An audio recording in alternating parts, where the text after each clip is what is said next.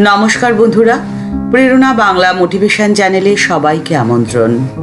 আপনাকে কে কি ভাবলো সেই নিয়ে আপনার ভয়, কেউ আপনার কথায় বা কাজে খারাপ এলো না তো সেই নিয়ে আপনার দুশ্চিন্তা, এই সব যদি আপনাকে অস্থির করে তোলে তাহলে এই ভিডিওটি আপনার জন্যই। আজকের ভিডিওতে রয়েছে ভয়কে জয় করার উপায়। সংসার জীবনে আপনার প্রতিপক্ষরা যত চেষ্টাই করুক না কেন আপনার কোনো ক্ষতিই করতে পারবে না, কারণ ভগবান রয়েছেন, তিনি সব দেখছেন। এই কথাটি চরম সত্যি কথা।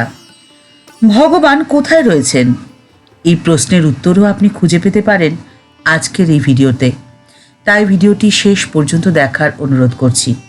আপনি যতই করুন কখনোই সকলের প্রিয় হতে পারবেন না, তাই সেই চেষ্টা করার কোনো প্রয়োজন নেই। আপনি কারো কারো কাছে অপ্রিয়ই থাকুন, কিন্তু প্রিয় হওয়ার চেষ্টায় নিজের ব্যক্তিত্বকে কখনো হারিয়ে ফেলবেন না। ভালো থাকতে হলে ইগনোর করতে শিখতে হয়, কারণ এই পৃথিবীতে আপনার জন্ম হয়েছে আপনার কর্মের জন্য, সবাইকে খুশি করার জন্য নয়। এই কথাটি সবসময় মনে রাখবেন যে আপনি এই পৃথিবীর সম্পদ, সর্বশক্তিমান পরম ঈশ্বরের সন্তান। প্রতিদিনের জীবনে এমন অনেক মানুষ আপনি পাবেন যারা আপনাকে, আপনার সহায়তাকে, তার বিপদে আপনাকে পাশে পাওয়াকে খুব সহজেই ভুলে গেছে। মনে রাখবেন তাদের ভুলে যাওয়ার ক্ষমতা অসীম, কারণ তারা অকৃতজ্ঞ, বেঈমান। তাদের থেকে দূরত্ব বজায় রাখুন, কারণ তাদের মধ্যে যে নেগেটিভিটি রয়েছে সেই নেগেটিভ শক্তি যেন কখনোই আপনার কাছে আসতে না পারে। নেগেটিভ এনার্জি বড় বিপজ্জনক শক্তি। এই শক্তি আপনার মধ্যের সবটুকু ভালোটুকে গ্রাস করে নেবে। তাই না বা নো এর চক্রবুহে কখনোই নিজেকে বন্দি করবেন না। মনে রাখবেন স্বামীজির সেই উদাত্ত আহ্বান, আমি করব, আমি পারব, আমাকে পারতেই হবে। নিদ্রিত মানুষকে ঠাকুরের ভাবধারায় বেদান্ত মন্ত্রে জাগিয়ে তোলার কর্মযজ্ঞ শুরু করেছিলেন স্বামীজি।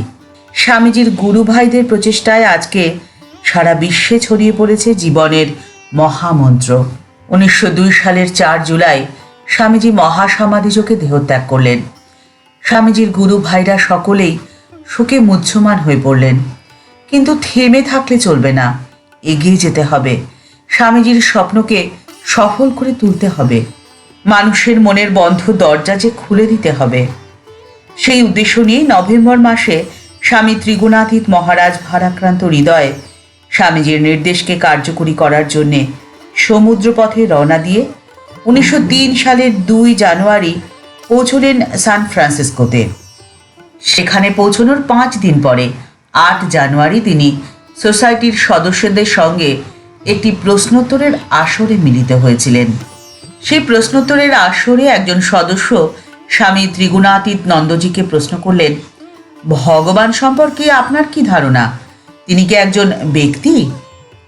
স্বামীজি বলছেন, তিনি তো সব কিছুই হতে পারেন। আমার চারপাশে আমি যা কিছু দেখতে পাই সেই সবই ভগবানের এক একটি রূপ। অবশ্য তুমি যদি ভগবান শব্দটি ব্যবহার করতে চাও, আমার মত যদি জানতে চাও, আমার মতে ভগবান সব কিছুই হতে পারেন। তিনি মানুষ হতে পারেন, ইট পাথর হতে পারেন, বিমূর্ত কোনো কিছু বা প্রাকৃতিক কোনো কিছু, এমনকি ভগবান স্বয়ং ভগবানই হতে পারেন। তখন সেই সদস্য স্বামীজিকে আবার প্রশ্ন করছেন, তাহলে মনে হচ্ছে আপনি বলতে চাইছেন যে ভগবানই একমাত্র সত্তা। তখন স্বামী ত্রিগুণাতীতানন্দজি বললেন, ঠিক তাই, যা কিছু তুমি দেখতে পাও সবই ভগবান, তিনি ছাড়া অন্য কিছুর কোনো অস্তিত্ব নেই। সুতরাং তুমি আমাদের অদ্বৈতবাদী বলতে পারো। এখানে কোনো দুই নেই, কেবল ভগবানই আছেন। আমরা ওই ভগবানকেই জানতে চাই, উপলব্ধি করতে চাই, আর যদি এতে সফল হই তবে আমরা মুক্ত পুরুষ হয়ে যাব। তখন না আছে কোনো সুখ, না আছে কোনো দুঃখ। তখন স্বর্গ, নরক, জন্ম, মৃত্যু, জীবন সংগ্রাম কোনো কিছুই তো থাকবে না। যদি ওই আলো পাও তো এই জীবনেই তোমরা অনুভব করতে পারবে যে তোমরা মুক্ত পুরুষ। এ ব্যাপারে তোমরা শুধু সচেতন হয়ে যাবে তা নয়, সঙ্গে সঙ্গে পরজীবনেও কি হবে সে সম্পর্কে স্পষ্ট ধারণা করতে পারবে। আর তখনই মৃত্যু ভয় বলে কোনো কিছুই থাকবে না। যেখানেই অজ্ঞানের অন্ধকার থাকে সেখানেই থাকে ভয়। এই বুঝে কেউ তোমাকে পেছন থেকে ছুরি মারল, কিন্তু জ্ঞানের আলোকে সব ভয় যে দূর হয়ে যায়। তবে জ্ঞানের আলো জ্বালানোর চেষ্টা নিজেকেই করতে হবে। কেউ কাউকে আলোকদীপ্ত করতে পারে না, এই কথাটা সবসময় মনে রাখবে। তোমাদের আত্মদীপ হতে হবে, নিজেকে আলোকদীপ্ত করে তুলতে হবে।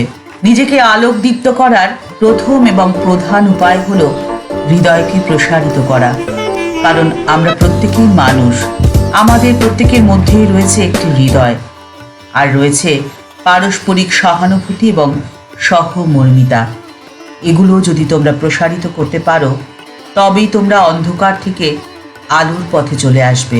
ঠাকুর মা ও স্বামীজির কৃপায় প্রত্যেকের জীবন যেন আলোকিত হয়ে ওঠে, প্রত্যেকেই যেন জীবনকে সুন্দরভাবে উপভোগ করতে পারেন, এই কামনা করেই আজকের পর্ব এই পর্যন্তই। দেখা হচ্ছে পরের পর্বে। আজকের পর্বটি যদি ভালো লেগে থাকে তাহলে তা শেয়ার করার অনুরোধ করছি। সবাই ভালো থাকবেন, সুস্থ থাকবেন। নমস্কার।